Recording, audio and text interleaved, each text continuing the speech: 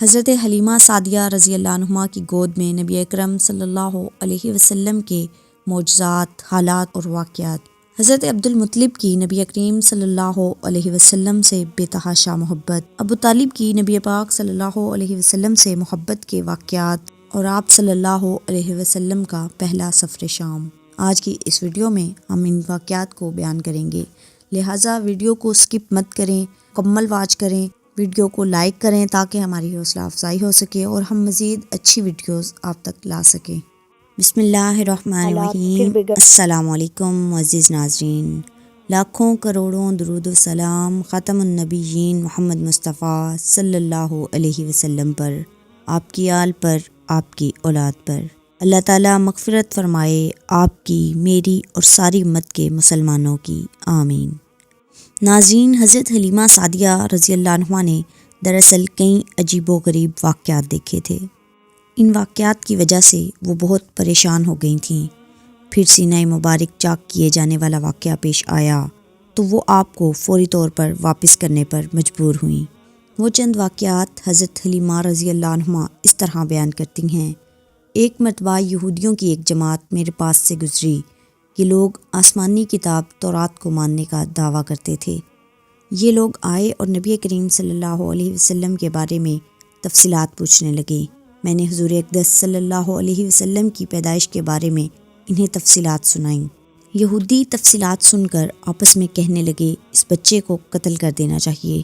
یہ کہہ کر انہوں نے پوچھا، کیا یہ بچہ یتیم ہے؟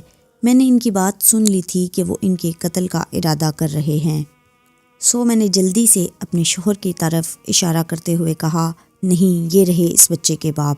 تب انہوں نے کہا کہ اگر یہ بچہ یتیم ہوتا تو ہم ضرور اسے قتل کر دیتے۔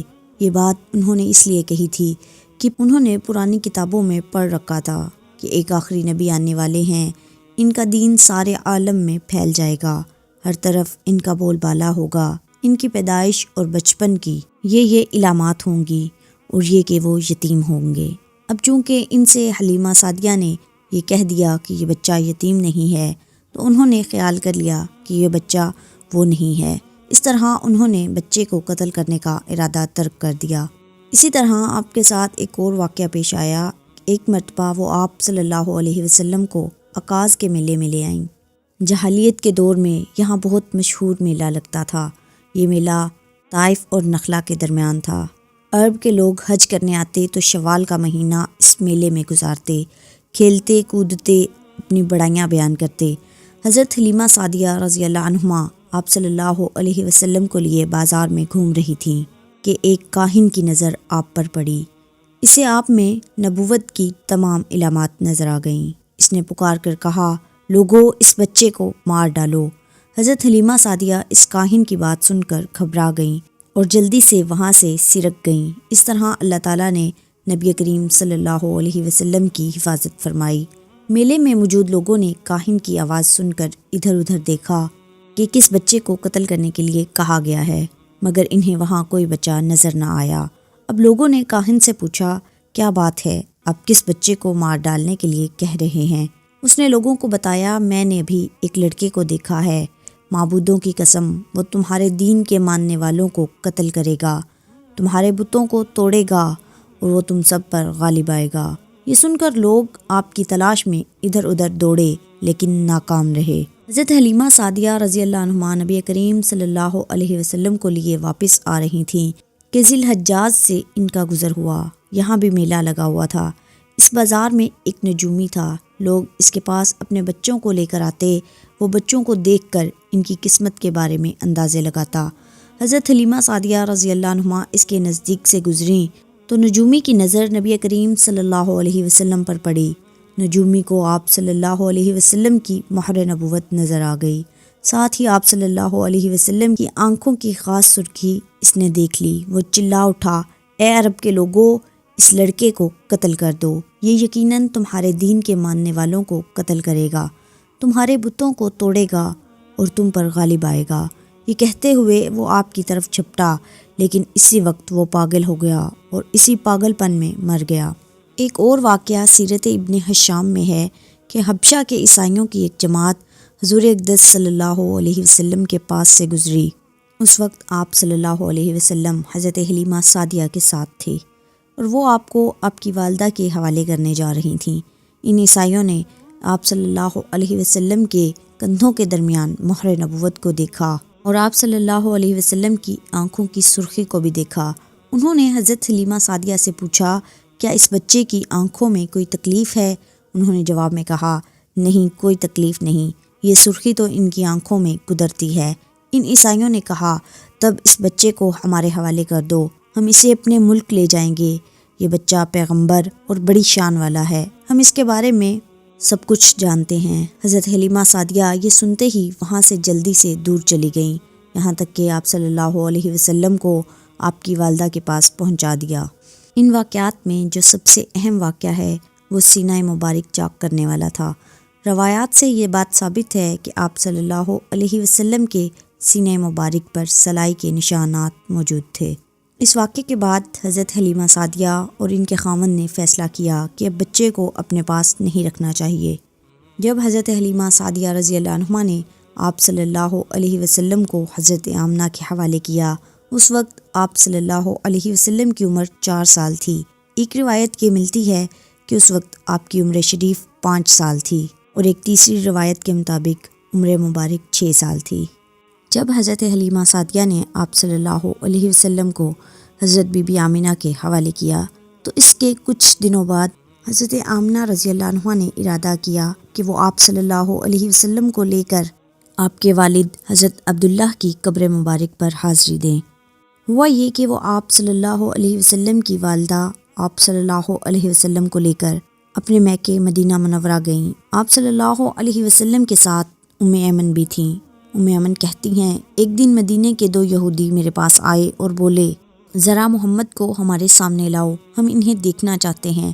وہ آپ صلی اللہ علیہ وسلم کو ان کے سامنے لے آئیں۔ انہوں نے اچھی طرح دیکھا، پھر ایک نے اپنے ساتھی سے کہا، یہ اس امت کا نبی ہے اور یہ شہر ان کی ہجرت گاہ ہے، یہاں زبردست جنگ ہوگی، قیدی پکڑے جائیں گے۔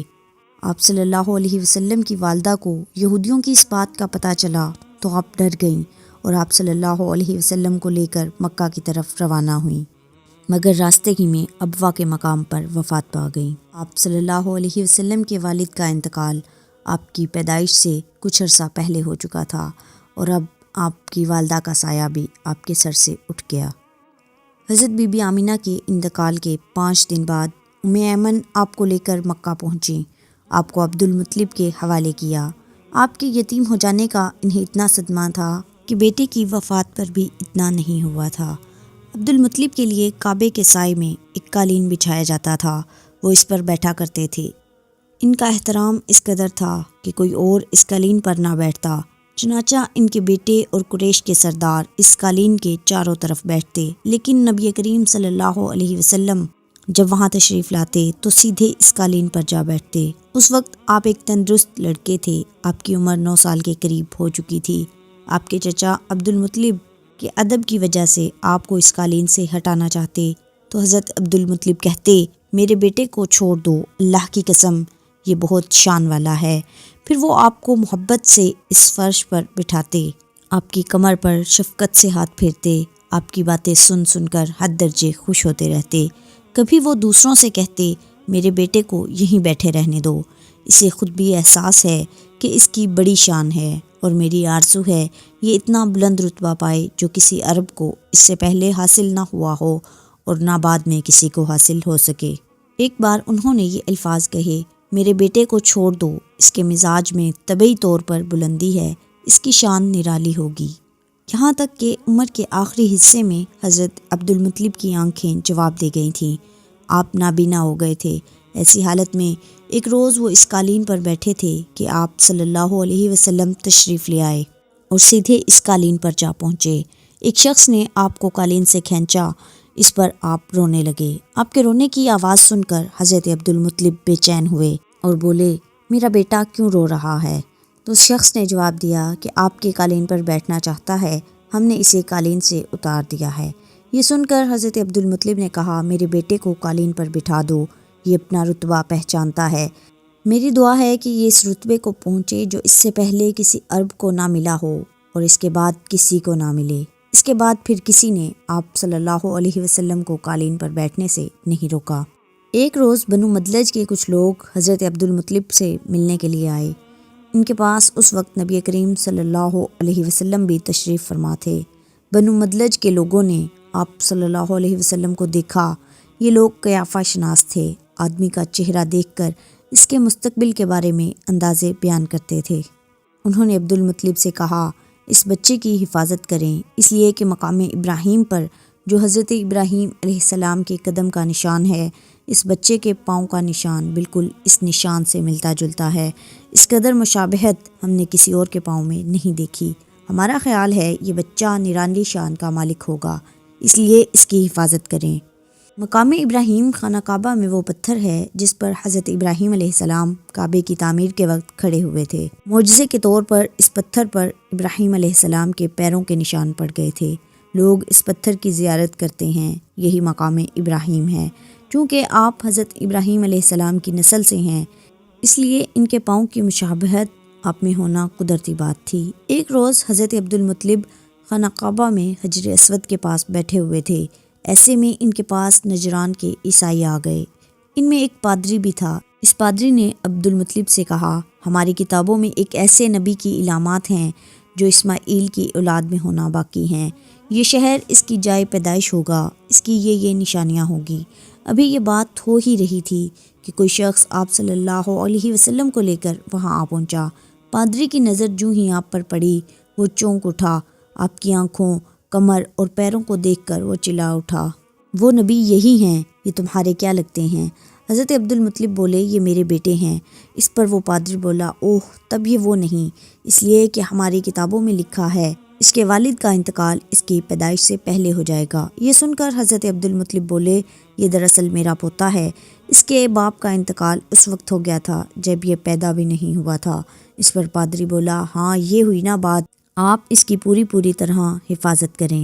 حضرت عبد المطلب کی آپ سے محبت کا یہ عالم تھا کہ کھانا کھانے بیٹھتے تو کہتے، میرے بیٹے کو لے آؤ۔ آپ تشریف لاتے تو حضرت عبد المطلب آپ کو اپنے پاس بٹھاتے، آپ کو اپنے ساتھ کھانا کھلاتے، آپ کے ساتھ باتیں کرتے اور آپ کی میٹھی میٹھی پیاری باتوں کو سن کر خوش ہوتے۔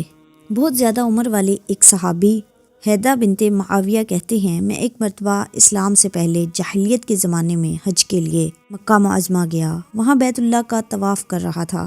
میں نے ایک ایسے شخص کو دیکھا جو بہت بوڑھا اور بہت لمبے قد کا تھا۔ وہ بیت اللہ کا طواف کر رہا تھا اور کہہ رہا تھا، اے میرے پروردگار، میری سواری کو محمد کی طرف پھیر دے اور اسے میرا دست و بازو بنا دے۔ کہتے ہیں جب میں نے اس بوڑھے کو یہ شعر پڑھتے سنا تو لوگوں سے پوچھا کہ یہ کون ہیں؟ لوگوں نے بتایا یہ عبد المطلب بن ہاشم ہیں۔ انہوں نے اپنے پوتے کو اپنے ایک اونٹ کی تلاش میں بھیجا ہے۔ وہ اونٹ گم ہو گیا ہے اور پوتا وہ ایسا ہے، جب بھی کسی گمشدہ چیز کی تلاش میں اسے بھیجا جاتا ہے تو وہ چیز لے کر ہی آتا ہے۔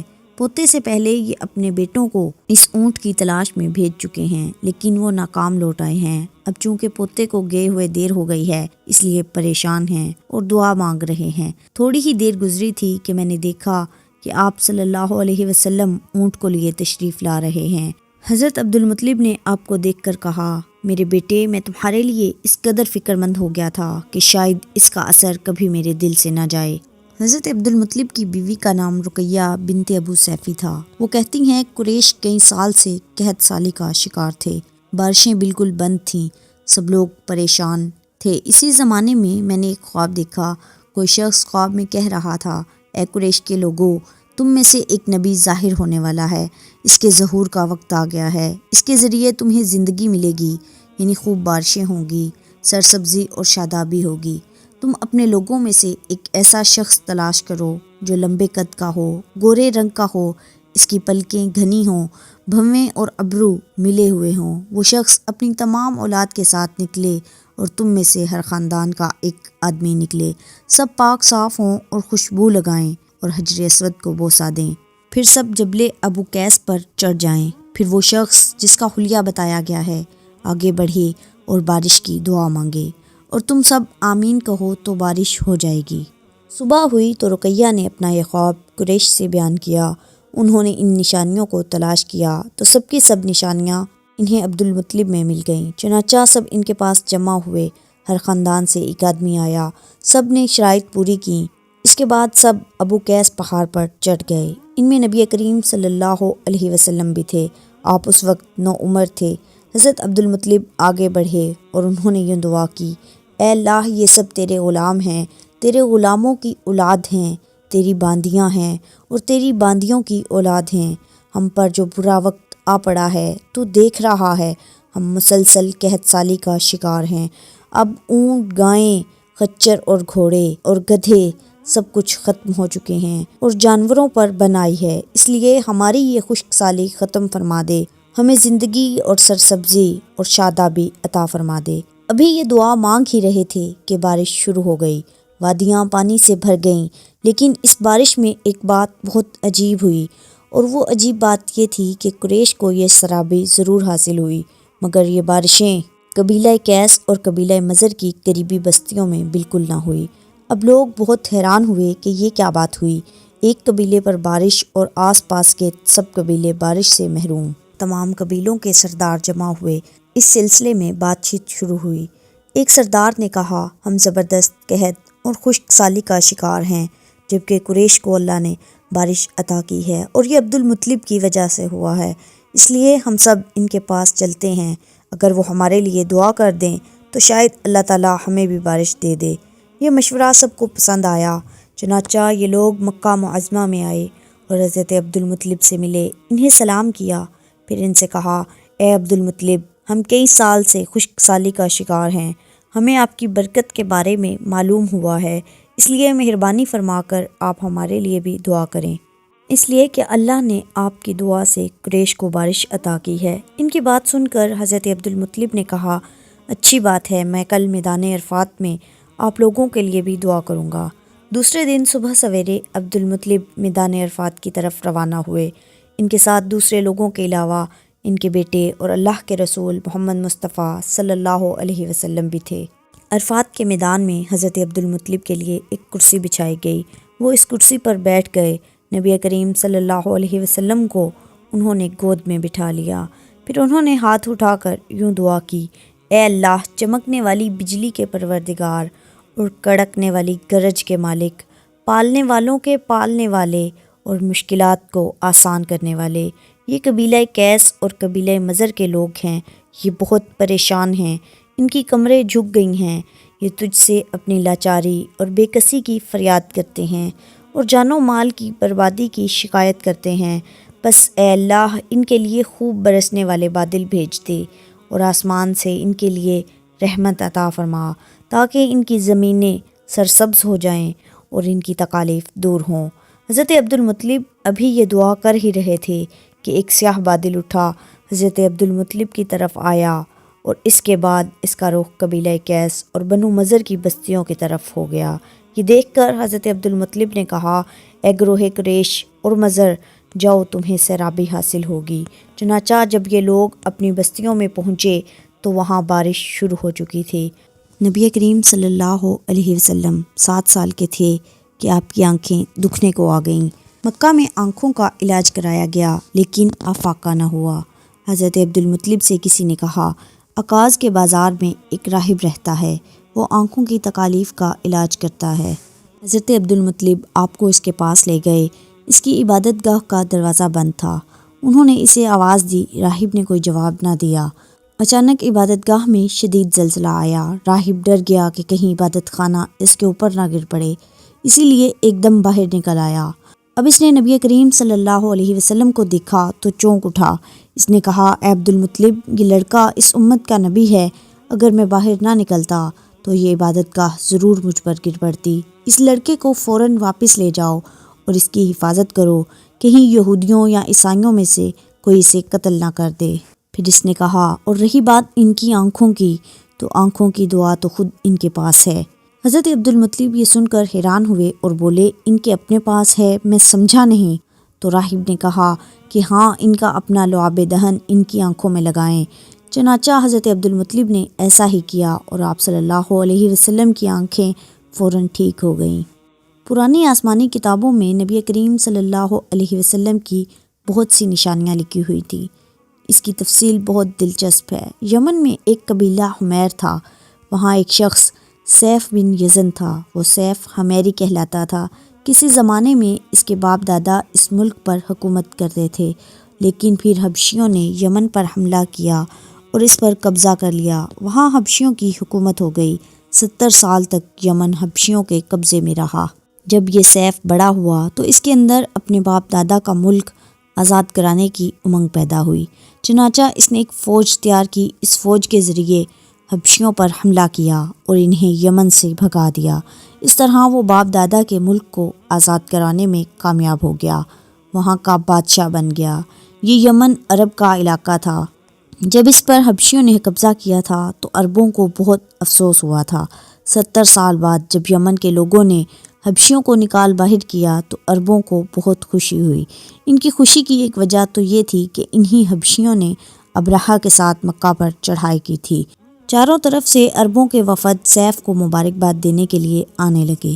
قریش کا بھی ایک وفد مبارکباد دینے کے لیے گیا۔ اس وفد کے سردار حضرت عبد المطلب تھے۔ یہ وفد جب یمن پہنچا تو سیف اپنے محل میں تھا۔ اس کے سر پر تاج تھا، سامنے تلوار رکھی تھی اور حمیری سردار اس کے دائیں بائیں بیٹھے تھے۔ سیف کو قریش کے وفد کی آمد کے بارے میں بتایا گیا۔ اسے یہ بھی بتایا گیا کہ یہ لوگ کس رتبے کے ہیں۔ اس نے ان لوگوں کو آنے کی اجازت دے دی۔ یہ وفد دربار میں پہنچا۔ حضرت عبد المطلب آگے بڑھ کر اس کے سامنے جا کھڑے ہوئے۔ انہوں نے بات کرنے کی اجازت چاہی۔ سیف نے کہا، اگر تم بادشاہوں کے سامنے بولنے کے آداب سے واقف ہو تو ہماری طرف سے اجازت ہے۔ تب حضرت عبد المطلب نے کہا، اے بادشاہ، ہم کعبے کے خادم ہیں، اللہ کے گھر کے محافظ ہیں۔ ہم آپ کو مبارکباد دینے آئے ہیں۔ یمن پر حبشی حکومت ہمارے لیے بھی بوجھ بنی ہوئی تھی۔ آپ کو مبارک ہو، آپ کے اس کارنامے سے آپ کے بزرگوں کو بھی عزت ملے گی اور آنے والی نسلوں کو بھی وقار حاصل ہوگا۔ سیف ان کے الفاظ سن کر بہت خوش ہوا اور بے اختیار بول اٹھا، اے شخص، تم کون ہو؟ کیا نام ہے تمہارا؟ انہوں نے کہا، میرا نام عبد المطلب بن ہاشم ہے۔ سیف نے ہاشم کا نام سن کر کہا، تب تو تم ہماری بہن کے لڑکے ہو۔ عبد المطلب کی والدہ مدینے کے قبیلے خزرج کی تھیں اور خزرج کا قبیلہ دراصل یمن کا تھا، اس لیے سیف نے ہاشم کا نام سن کر کہا، تب تو تم ہماری بہن کے لڑکے ہو۔ پھر اس نے کہا، ہم آپ سب کو خوش آمدید کہتے ہیں، آپ کے جذبات کی قدر کرتے ہیں۔ اس کے بعد قریش کے وفد کو سرکاری مہمان خانے میں ٹھہرا دیا گیا۔ ان کی خوب خاطر مدارت کی گئی، یہاں تک کہ 1 ماہ گزر گیا۔ 1 ماہ کی مہمان نوازی کے بعد سیف نے انہیں بلایا۔ حضرت عبد المطلب کو اپنے پاس بلا کر اس نے کہا، اے عبد المطلب، میں اپنے علم کے پوشیدہ رازوں میں سے ایک راز تمہیں بتا رہا ہوں۔ تمہارے علاوہ اور کوئی ہوتا تو میں ہرگز نہ بتاتا۔ تم اس راز کو اس وقت تک راز ہی رکھنا جب تک کہ اللہ خود اس راز کو ظاہر نہ فرما دے۔ ہمارے پاس ایک پوشیدہ کتاب ہے، وہ پوشیدہ رازوں کا ایک خزانہ ہے۔ ہم دوسروں سے اس کو چھپا کر رکھتے ہیں۔ میں نے اس کتاب میں ایک بہت عظیم الشان خبر اور ایک بڑے خطرے کے بارے میں پڑھ لیا ہے، اور وہ آپ کے بارے میں ہے۔ حضرت عبد المطلب یہ باتیں سن کر حد درجہ حیرت زدہ ہوئے اور پکار اٹھے، میں سمجھا نہیں، آپ کیا کہنا چاہتے ہیں؟ اس نے کہا، سنو عبد المطلب، جب تہامہ کی وادی یعنی مکہ میں ایسا بچہ پیدا ہو جس کے دونوں کندھوں کے درمیان بالوں کا گچھا یعنی مہر نبوت ہو تو اسے امامت اور سرداری حاصل ہوگی۔ اس کی وجہ سے تمہیں قیامت تک کے لیے اعزاز ملے گا، عزت ملے گی۔ حضرت عبد المطلب نے یہ سن کر کہا، اے بادشاہ، اللہ کرے آپ کو بھی ایسی خوش بختی میسر آئے۔ آپ کی ہیبت مجھے روک رہی ہے، ورنہ میں آپ سے پوچھتا کہ اس بچے کا زمانہ کب ہوگا۔ بادشاہ نے جواب میں کہا، یہی اس کا زمانہ ہے، وہ اسی زمانے میں پیدا ہوگا یا پیدا ہو چکا ہے۔ اس کا نام محمد ہوگا۔ اس کی والدہ کا انتقال ہو جائے گا، اس کے دادا اور چچا اس کی پرورش کریں گے۔ ہم بھی اس کے آرزومند رہے کہ وہ بچہ ہمارے ہاں پیدا ہو۔ اللہ تعالیٰ اسے کھلے عام ظاہر فرمائے گا اور اس کے لیے ہم میں سے یعنی مدینے کے قبیلے خزرج میں اس نبی کے مددگار بنائے گا۔ ہم میں سے اس نے اس لیے کہا کہ خزرج اصل میں یمن کے لوگ تھے۔ ان کے ذریعے اس نبی کے خاندان اور قبیلے والوں کو عزت حاصل ہوگی، اور ان کے ذریعے اس کے دشمنوں کو ذلت ملے گی، اور ان کے ذریعے وہ تمام لوگوں سے مقابلہ کرے گا، اور ان کے ذریعے زمین کے اہم علاقے فتح کیے جائیں گے۔ وہ نبی رحمان کی عبادت کرے گا، شیطان کو دھمکائے گا، آتش کدوں کو ٹھنڈا کرے گا، یعنی آگ کے پجاریوں کو مٹائے گا، بتوں کو توڑے گا، اس کی ہر بات آخری فرمان ہوگی، اس کے احکامات انصاف والے ہوں گے اور نیک کاموں کا حکم دے گا، خود بھی ان پر عمل کرے گا، برائیوں سے روکے گا اور ان کو مٹا ڈالے گا۔ حضرت عبد المطلب نے سیف بن یزن کو دعا دی، پھر کہا کچھ اور تفصیل بیان کریں، بات ڈھکی چھپی ہے اور علامتیں پوشیدہ ہیں، مگر اے عبد المطلب اس میں شبہ نہیں کہ تم اس کے دادا ہو۔ حضرت عبد المطلب یہ سن کر فوراً سجدے میں گر گئے اور پھر سیف نے ان سے کہا اپنا سر اٹھاؤ، اپنی پیشانی اونچی کرو اور مجھے بتاؤ جو کچھ میں نے تم سے کہا ہے، کیا تم نے ان میں سے کوئی علامت اپنے ہاں دیکھی ہے؟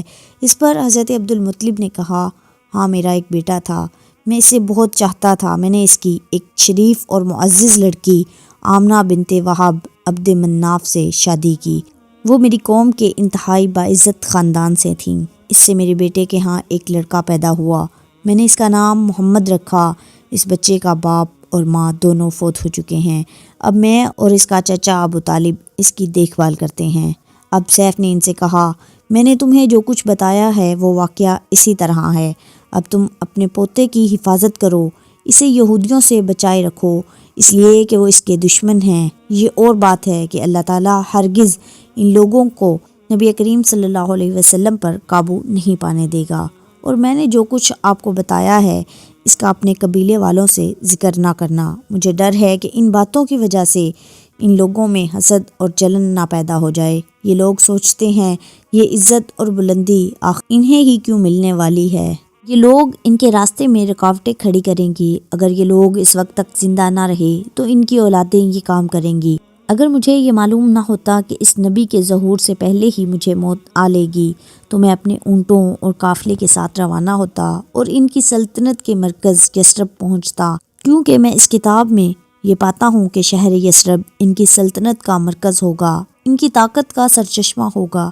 ان کی مدد اور نصرت کا ٹھکانہ ہوگا اور ان کی وفات کی جگہ ہوگی اور انہیں دفن بھی یہیں کیا جائے گا، اور ہماری کتاب پچھلے علوم سے بھری پڑی ہے، مجھے پتا ہے اگر میں اسی وقت ان کی عظمت کا اعلان کروں تو خود ان کے لیے اور میرے لیے خطرات پیدا ہو جائیں گے، یہ ڈرنا ہوتا تو میں اسی وقت ان کے بارے میں یہ تمام باتیں سب کو بتا دیتا، عربوں کے سامنے ان کی سربلندی اور اونچے رتبے کی داستانیں سنا دیتا، لیکن میں نے یہ راز تمہیں بتایا ہے، تمہارے ساتھیوں میں سے بھی کسی کو نہیں بتایا۔ اس کے بعد اس نے حضرت عبد المطلب کے ساتھیوں کو بلایا، ان میں سے ہر ایک کو 10 حبشی غلام، 10 حبشی باندیاں اور دھاری دار یمنی چادریں، بڑی مقدار میں سونا چاندی، 100 اونٹ اور عنبر کے بھرے ڈبے دیے، پھر حضرت عبد المطلب کو اس سے 10 گنا زیادہ دیا، اور پھر بولا اے عبد المطلب سال گزرنے پر میرے پاس ان کی خبر لے کر آنا اور ان کے حالات بتانا۔ سال گزرنے سے پہلے ہی اس بادشاہ کا انتقال ہو گیا۔ حضرت عبد المطلب اکثر اس بادشاہ کا ذکر کیا کرتے تھے۔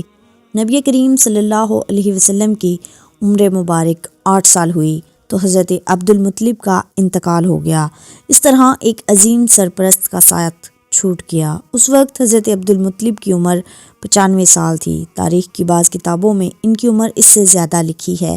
جس وقت حضرت عبد المطلب کا انتقال ہوا تو آپ ان کی چارپائی کے پاس موجود تھے، آپ صلی اللہ علیہ وسلم رونے لگے، حضرت عبد المطلب کو عجون کے مقام پر ان کے دادا قصی کے پاس دفن کیا گیا۔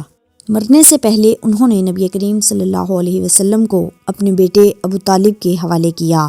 اب ابو طالب آپ کے نگران ہوئے، انہیں بھی آپ سے بے تحاشا محبت ہو گئی، ان کے بھائی عباس اور زبیر بھی آپ کا بہت خیال رکھتے تھے، پھر زبیر بھی انتقال کر گئے تو آپ کی نگرانی آپ کے چچا اور ابو طالب ہی کرتے رہے، انہیں نبی کریم صلی اللہ علیہ وسلم سے بہت محبت تھی۔ جب انہوں نے نبی کریم صلی اللہ علیہ وسلم کی برکات دیکھیں، معجزے دیکھے تو ان کی محبت میں اور اضافہ ہو گیا۔ یہ مالی اعتبار سے کمزور تھے، 2 وقت سارے گھرانے کو پیٹ بھر کر کھانا نہیں ملتا تھا، لیکن جب نبی کریم صلی اللہ علیہ وسلم ان کے ساتھ کھانا کھاتے تو تھوڑا کھانا بھی ان سب کے لیے کافی ہو جاتا اور سب کے پیٹ بھر جاتے۔ اسی لیے جب دوپہر یا رات کے کھانے کا وقت ہوتا اور سب دسترخوان پر بیٹھتے تو ابو طالب ان سے کہتے ابھی کھانا شروع نہ کرو، میرا بیٹا آ جائے تو پھر شروع کرنا۔ پھر نبی کریم صلی اللہ علیہ وسلم تشریف لے آتے اور ان کے ساتھ بیٹھ جاتے، آپ صلی اللہ علیہ وسلم کی برکت اس طرح ظاہر ہوتی کہ سب کے سب سیر ہو کر کھاتے اور ان کے سیر ہونے کے بعد بھی کھانا بچ جاتا۔ اگر دودھ ہوتا تو پہلے نبی پاک صلی اللہ علیہ وسلم کو پینے کے لیے دیا جاتا، پھر ابو طالب کے بیٹے پیتے، یہاں تک کہ ایک ہی پیالے سے سب کے سب دودھ پی لیتے، خوب سیر ہو جاتے اور دودھ پھر بھی بچ جاتا۔ ابو طالب کے لیے ایک تکیہ رکھا رہتا تھا اور وہ اس تکیے سے ٹیک لگا کر بیٹھتے تھے۔ نبی کریم صلی اللہ علیہ وسلم تشریف لاتے تو آ کر سیدھے اس تکیے کے ساتھ بیٹھ جاتے۔ یہ دیکھ کر ابو طالب کہنے لگے، میرے بیٹے کو اپنے بلند مرتبے کا احساس ہے۔ ایک بار مکہ میں قحط پڑ گیا، بارش بالکل نہ ہوئی، لوگ ایک دوسرے سے کہتے تھے لات اور عزا سے بارش کی دعا کرو، کچھ کہتے تھے تیسرے بڑے بت منات پر بھروسہ کرو۔ اسی دوران ایک بوڑھے نے کہا، تم حق اور سچائی سے بھاگ رہے ہو، تم میں ابراہیم علیہ السلام اور اسماعیل علیہ السلام کی نشانی موجود ہے، تم اسے چھوڑ کر غلط راستے پر کیوں جاتے ہو؟ اس پر سب لوگوں نے اس سے کہا، کیا آپ کی مراد ابو طالب سے ہے؟ اس نے جواب میں کہا، ہاں میں یہی کہنا چاہتا ہوں۔ اب سب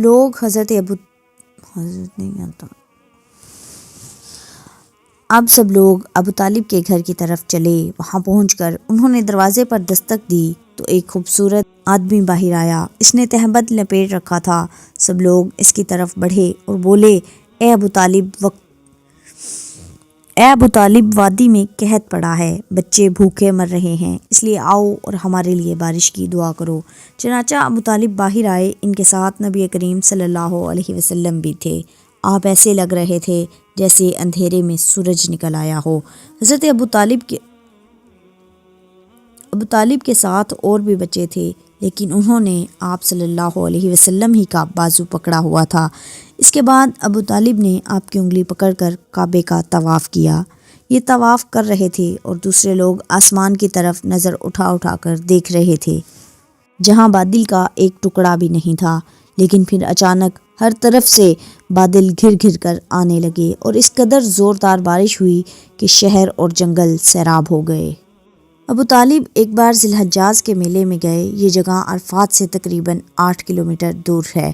ان کے ساتھ نبی کریم صلی اللہ علیہ وسلم بھی تھے۔ ایسے میں ابو طالب کو پیاس محسوس ہوئی۔ انہوں نے آپ سے کہا، بھتیجے مجھے پیاس لگی ہے۔ یہ بات انہوں نے اس لیے نہیں کہی تھی کہ آپ کے پاس پانی تھا، بلکہ اپنی بے چینی ظاہر کرنے کے لیے کہی تھی۔ چچا کی بات سن کر آپ فوراً سواری سے اتر آئے اور بولے، چچا جان آپ کو پیاس لگی ہے؟ انہوں نے کہا، ہاں بھتیجے پیاس لگی ہے۔ یہ سنتے ہی آپ نے ایک پتھر پر اپنا پاؤں مارا۔ جو ہی آپ نے پتھر پر پاؤں مارا، اس کے نیچے سے صاف اور عمدہ پانی پھوٹ نکلا۔ انہوں نے ایسا پانی پہلے کبھی نہیں پیا تھا، خوب سیر ہو کر پیا۔ پھر انہوں نے پوچھا، بھتیجے کیا آپ سیر ہو چکے؟ نبی کریم صلی اللہ علیہ وسلم نے فرمایا، ہاں۔ آپ نے اسی جگہ اپنی ایڑی پھر ماری اور وہ جگہ دوبارہ ایسے خشک ہو گئی جیسے پہلے تھی۔ نبی کریم صلی اللہ علیہ وسلم چند سال اپنے دوسرے چچا حضرت زبیر بن عبد المطلب کے ساتھ بھی رہے۔ اس زمانے میں ایک بار حضور صلی اللہ علیہ وسلم اپنے ان چچا کے ساتھ ایک قافلے میں یمن تشریف لے گئے۔ راستے میں ایک وادی سے گزر ہوا۔ اس وادی میں ایک سرکش اونٹ رہتا تھا، گزرنے والوں کا راستہ روک لیتا تھا، مگر جو ہی اس نے نبی کریم صلی اللہ علیہ وسلم کو دیکھا تو فوراً بیٹھ گیا اور زمین سے اپنی چھاتی رگڑنے لگا۔ آپ صلی اللہ علیہ وسلم اپنے اونٹ سے اتر کر اس پر سوار ہو گئے۔ اب وہ اونٹ آپ کو لے کر چلا اور وادی کے پار تک لے گیا۔ اس کے بعد آپ صلی اللہ علیہ وسلم نے اس اونٹ کو چھوڑ دیا۔ یہ قافلہ جب سفر سے واپس لوٹا تو ایک ایسی وادی سے اس کا گزر ہوا جو طوفانی پانی سے بھری ہوئی تھی۔ پانی موجیں مار رہا تھا۔ یہ دیکھ کر آپ نے قافلے والوں سے فرمایا، میرے پیچھے پیچھے آؤ۔ پھر آپ اطمینان سے وادی میں داخل ہو گئے۔ باقی لوگ بھی آپ کے پیچھے تھے۔ اللہ تعالیٰ نے اپنی قدرت سے پانی خشک کر دیا اور آپ صلی اللہ علیہ وسلم پورے قافلے کو لیے پار ہو گئے۔ قافلہ جب مکہ پاک پہنچا تو لوگوں نے یہ حیرت ناک واقعات بیان کیے۔ سب لوگ سن کر بول اٹھے، اس لڑکے کی تو شان ہی نرالی ہے۔ ابن حشام لکھتے ہیں، بنو لہب کا ایک شخص بہت بڑا قیافہ شناس تھا، یعنی لوگوں کی شکل و صورت دیکھ کر ان کے حالات اور مستقبل کے بارے میں اندازے لگایا کرتا تھا۔ مکہ آتا تو لوگ اپنے بچوں کو اس کے پاس لاتے، وہ انہیں دیکھ دیکھ کر ان کے بارے میں بتایا کرتا تھا۔ ایک بار یہ آیا تو ابو طالب آپ کو بھی اس کے پاس لے گئے۔ اس وقت ابھی آپ نوعمر لڑکے ہی تھے۔ قیافہ شناس نے آپ کو ایک نظر دیکھا، پھر دوسرے بچوں کو دیکھنے لگا۔ فارغ ہونے کے بعد اس نے کہا، اس لڑکے کو میرے پاس لاؤ۔ ابو طالب نے یہ بات محسوس کر لی تھی کہ قیافہ شناس نے ان کے بھتیجے کو عجیب نظروں سے دیکھا ہے، لہٰذا وہ آپ کو لے کر وہاں سے نکل آئے۔ جب قیافہ شناس کو معلوم ہوا کہ آپ وہاں موجود نہیں تو وہ چیخنے لگا، تمہارا برا ہو، اس لڑکے کو میرے پاس لاؤ جسے میں نے ابھی دیکھا ہے، اللہ کی قسم وہ بڑی شان والا ہے۔ ابو طالب نے نکلتے ہوئے اس کے یہ الفاظ سن لیے تھے۔ ابو طالب نے تجارت کی غرض سے شام جانے کا ارادہ کیا تو نبی کریم صلی اللہ علیہ وسلم نے بھی ساتھ جانے کا شوق ظاہر فرمایا۔ بعض روایات میں آیا ہے کہ آپ نے جانے کے لیے خاص طور پر فرمائش کی۔ ابو طالب نے آپ کا شوق دیکھ کر کہا اللہ کی قسم میں اسے ضرور ساتھ لے جاؤں گا، نہ یہ کبھی مجھ سے جدا ہو سکتا ہے، نہ میں اسے کبھی اپنے سے جدا کر سکتا ہوں۔ ایک روایت میں یوں آیا ہے کہ آپ نے ابو طالب کی اونٹنی کی لگام پکڑ لی اور فرمایا، چچا جان آپ مجھے کس کے پاس چھوڑے جا رہے ہیں؟ میری نہ ماں ہے نہ باپ۔ اس وقت آپ صلی اللہ علیہ وسلم کی عمر مبارک 9 سال تھی۔ آخر ابو طالب آپ کو اپنے ساتھ لے کر روانہ ہوئے، آپ کو اپنی اونٹنی پر بٹھایا۔ راستے میں عیسائیوں کی ایک عبادت گاہ کے پاس ٹھہرے۔ خانقاہ کے راہب نے نبی کریم صلی اللہ علیہ وسلم کو دیکھا تو چونک اٹھا۔ اس نے ابو طالب سے کہا، یہ لڑکا تمہارا کون ہے؟ انہوں نے جواب دیا، یہ میرا بیٹا ہے۔ یہ سن کر راہب نے کہا، یہ تمہارا بیٹا نہیں ہو سکتا۔ یہ سن کر ابو طالب بہت حیران ہوئے اور بولے، کیا مطلب یہ میرا بیٹا کیوں نہیں ہو سکتا؟ اس نے کہا، یہ ممکن ہی نہیں کہ اس لڑکے کا باپ زندہ ہو، یہ نبی ہے۔ مطلب یہ تھا کہ ان میں جو نشانیاں ہیں وہ دنیا کے آخری نبی کی ہیں، اور ان کی علامات یہ ہے کہ وہ یتیم ہوں گے، ان کے باپ کا انتقال اسی زمانے میں ہو جائے گا جبکہ ابھی وہ پیدا ہونے والے ہوں گے۔ اس لڑکے میں آنے والے نبی کی تمام علامات موجود ہیں۔ ان کی ایک نشانی یہ ہے کہ بچپن میں ان کی والدہ کا بھی انتقال ہو جائے گا۔ اب ابو طالب نے اس راہب سے پوچھا، نبی کیا ہوتا ہے؟ راہب نے کہا، نبی وہ ہوتا ہے جس کے پاس آسمان سے خبریں آتی ہیں اور پھر وہ زمین والوں کو ان کی اطلاع دیتا ہے۔ تم یہودیوں سے اس لڑکے کی حفاظت کرنا۔ اس کے بعد ابو طالب وہاں سے آگے روانہ ہوئے۔ راستے میں ایک اور راہب کے پاس ٹھہرے، یہ بھی ایک خانقاہ کا عابد تھا۔ اس کی نظر نبی کریم صلی اللہ علیہ وسلم پر پڑی تو یہ پوچھتا ہے، یہ لڑکا تمہارا کیا لگتا ہے؟ ابو طالب نے اسے بھی یہی کہا کہ یہ میرا بیٹا ہے۔ راہب یہ سن کر بولا، یہ تمہارا بیٹا نہیں ہو سکتا، اس کا باپ زندہ ہو یہ ہو ہی نہیں سکتا۔ ابو طالب نے پوچھا، وہ کیوں؟ راہب نے جواب میں کہا، اس لیے کہ اس کا چہرہ نبی کا چہرہ ہے، اس کی آنکھیں نبی کی آنکھیں ہیں، یعنی اس نبی جیسی جو آخری امت کے لیے بھیجے جانے والے ہیں۔ ان کی علامات پرانی آسمانی کتابوں میں موجود ہیں۔ اس کے بعد یہ قافلہ روانہ ہو کر بصرہ پہنچا۔ یہاں بحیرہ نام کا ایک راہب اپنی خانقاہ میں رہتا تھا۔ اس کا اصل نام جرجیس تھا، بحیرہ اس کا لقب تھا۔ وہ بہت زبردست عالم تھا۔ حضرت عیسیٰ علیہ السلام کے زمانے سے اس خانقاہ کا راہب نسل در نسل یہ عالم فاضل خاندان ہی چلا آ رہا تھا۔ اس طرح اس زمانے میں ان کا سب سے بڑا عالم بحیرہ ہی تھا۔ قریش کے لوگ اکثر بحیرہ کے پاس سے گزرا کرتے تھے، مگر اس نے کبھی ان سے کوئی بات نہیں کی تھی۔ مگر اس بار اس نے قافلے میں آپ صلی اللہ علیہ وسلم کو دیکھ لیا تو پورے قافلے کے لیے کھانا تیار کروایا۔ بحیرہ نے یہ منظر بھی دیکھا کہ نبی کریم صلی اللہ علیہ وسلم پر ایک بدلی سایہ کیے ہوئے تھی۔ جب یہ قافلہ ایک درخت کے نیچے آ کر ٹھہرا تو اس نے بدلی کی طرف دیکھا۔ اب وہ بدلی اس درخت پر سایہ ڈال رہی تھی اور اس درخت کی شاخیں اس طرف جھک گئی تھیں جدھر نبی کریم صلی اللہ علیہ وسلم موجود تھے۔ اس نے دیکھا بہت سی شاخوں نے آپ کے اوپر جھمگٹا سا کر لیا تھا۔ اصل میں ہوا یہ تھا، جب نبی کریم صلی اللہ علیہ وسلم اس درخت کے پاس پہنچے تو قافلے کے لوگ پہلے ہی سایہ دار جگہوں پر قبضہ کر چکے تھے۔ اب آپ کے لیے کوئی سایہ دار جگہ نہیں بچی تھی۔ چنانچہ آپ جب دھوپ میں بیٹھے تو شاخوں نے اپنا رخ تبدیل کر لیا اور آپ کے اوپر جمع ہو گئیں۔ اس طرح آپ مکمل طور پر سائے میں ہو گئے۔ بحیرہ نے یہ منظر صاف دیکھا۔ آپ کی یہ نشانی دیکھ کر اس نے قافلے والوں کو پیغام بھجوایا، اے قریشیوں، میں نے آپ لوگوں کے لیے کھانا تیار کروایا ہے۔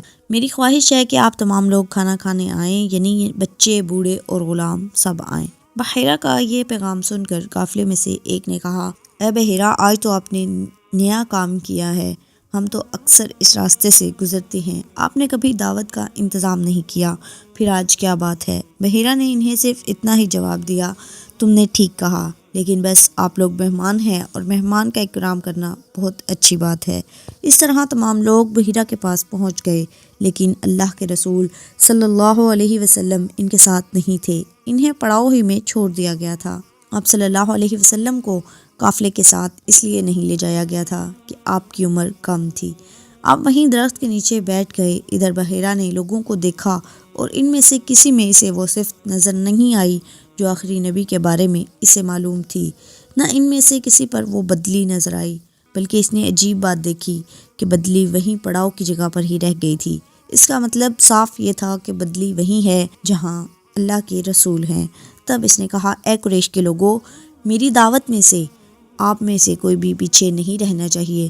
اس پر قریش نے کہا، اے بحیرہ، جن لوگوں کو آپ کی اس دعوت میں لانا ضروری تھا ان میں سے تو کوئی نہیں رہا، ہاں ایک لڑکا رہ گیا ہے جو سب سے کم عمر ہے۔ بحیرہ بولا، تب پھر مہربانی فرما کر اسے بھی بلا لیں، یہ کس قدر بری بات ہے کہ آپ سب آئیں اور آپ میں سے ایک رہ جائے، اور میں نے اسے آپ لوگوں کے ساتھ دیکھا تھا۔ تب ایک شخص گیا اور آپ صلی اللہ علیہ وسلم کو ساتھ لے کر بحیرہ کی طرف روانہ ہوا۔ اس وقت وہ بدلی آپ کے ساتھ ساتھ چلی اور تمام راستے اس نے آپ پر سایہ کیے رکھا۔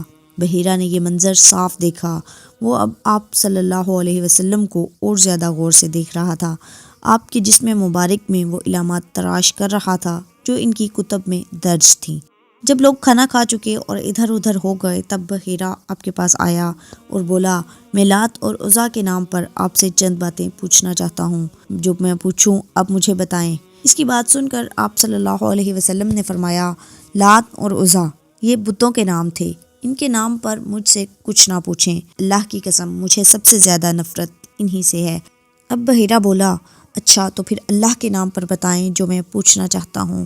تو آپ نے فرمایا، پوچھو کیا پوچھنا ہے۔ اس نے بہت سے سوالات کیے، آپ کی عادات کے بارے میں پوچھا، اس کے بعد اس نے آپ کی کمر سے کپڑا ہٹا کر مہر نبوت کو دیکھا، وہ بالکل ویسی ہی تھی جیسا کہ اس نے اپنی کتابوں میں پڑھا تھا۔ اس نے فوراً مہر نبوت کی جگہ بوسہ دیا۔ قریش کے لوگ یہ سب دیکھ رہے تھے اور حیران ہو رہے تھے، آخر لوگ کہے بغیر نہ رہ سکے، یہ راہب محمد صلی اللہ علیہ وسلم میں بہت دلچسپی لے رہا ہے، شاید اس کے نزدیک ان کا مرتبہ بہت بلند ہے۔ ادھر نبی کریم صلی اللہ علیہ وسلم سے بات چیت کرنے کے بعد بحیرہ ابو طالب کی طرف آیا اور بولا، یہ لڑکا تمہارا کیا لگتا ہے؟ ابو طالب نے کہا، میرا بیٹا ہے۔ اس پر بحیرہ نے کہا، یہ تمہارا بیٹا نہیں ہو سکتا، یہ نہیں ہو سکتا کہ اس کا باپ زندہ ہو۔ ابو طالب کو یہ سن کر حیرت ہوئی، پھر انہوں نے کہا، یہ دراصل میرے بھائی کا بیٹا ہے۔ بحیرہ نے پوچھا، ان کا باپ کہاں ہے؟ ابو طالب نے جواب دیا، ان کا باپ وفات پا چکے ہیں، اس کا انتقال اس وقت ہو گیا تھا جب یہ ابھی پیدا بھی نہیں ہوئے تھے۔ یہ سن کر بحیرہ بول اٹھا، ہاں یہ بات صحیح ہے، اور ان کی والدہ کا کیا ہوا؟ ان کا بھی ابھی تھوڑے عرصے پہلے ہی انتقال ہوا ہے۔ یہ سنتے ہی بحیرہ نے کہا، ہاں بالکل ٹھیک کہا، اب تم یوں کرو کہ اپنے بھتیجے کو وطن واپس لے جاؤ، یہودیوں سے ان کی پوری طرح حفاظت کرو، اگر انہوں نے دیکھ لیا اور ان میں وہ نشانیاں دیکھ لیں جو میں نے دیکھی ہیں تو وہ انہیں قتل کرنے کی کوشش کریں گے۔ تمہارا یہ بھتیجا نبی ہے، اس کی بہت شان ہے، ان کی شان کے بارے میں ہم اپنی کتابوں میں لکھا ہوا پاتے ہیں، اور ہم نے اپنے باپ داداؤں سے بھی بہت کچھ سن رکھا ہے۔ میں نے یہ نصیحت کر کے اپنا فرض پورا کر دیا، اور انہیں واپس لے جانا تمہاری ذمہ داری ہے۔ ابو طالب بحیرہ کی باتیں سن کر خوفزدہ ہو گئے اور آپ کو لے کر مکہ واپس آ گئے۔ اس واقعے کے وقت آپ صلی اللہ علیہ وسلم کی عمر 9 سال تھی۔ اس عمر کے لڑکے عام طور پر کھیل کود میں ضرور حصہ لیتے ہیں، ان کھیلوں میں خراب اور گندے کھیل بھی ہوتے ہیں۔ اللہ تعالیٰ نے آپ صلی اللہ علیہ وسلم کو اس سلسلے میں بھی بالکل محفوظ رکھا۔ جاہلیت کے زمانے میں عرب جن برائیوں میں جکڑے ہوئے تھے، ان برائیوں سے اللہ تعالیٰ نے آپ صلی اللہ علیہ وسلم کی حفاظت فرمائی۔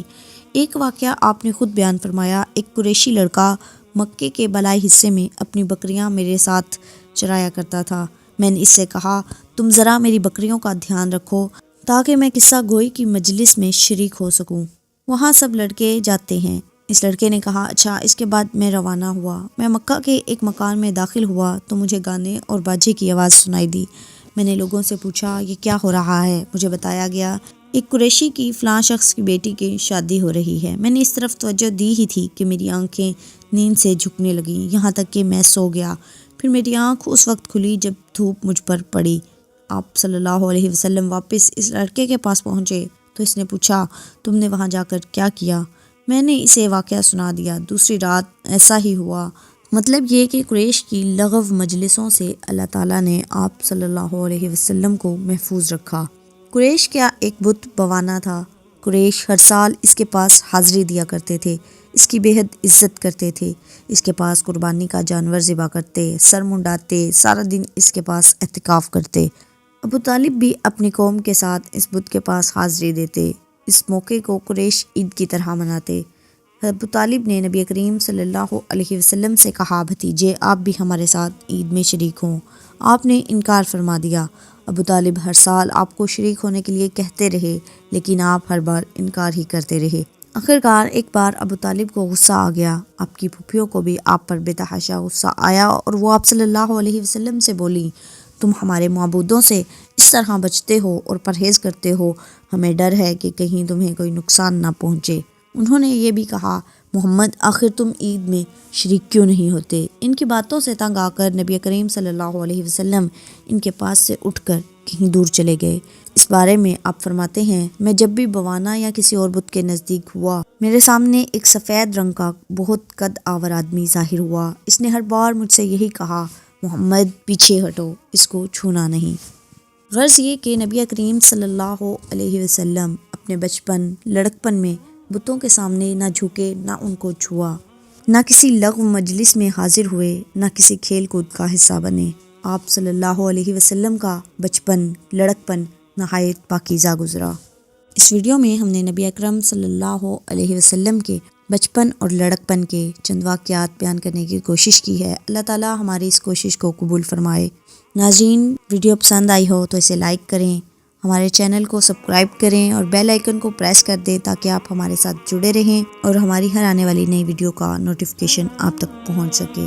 ملتے ہیں اگلی ویڈیو میں، تب تک کے لیے اللہ نگہبان۔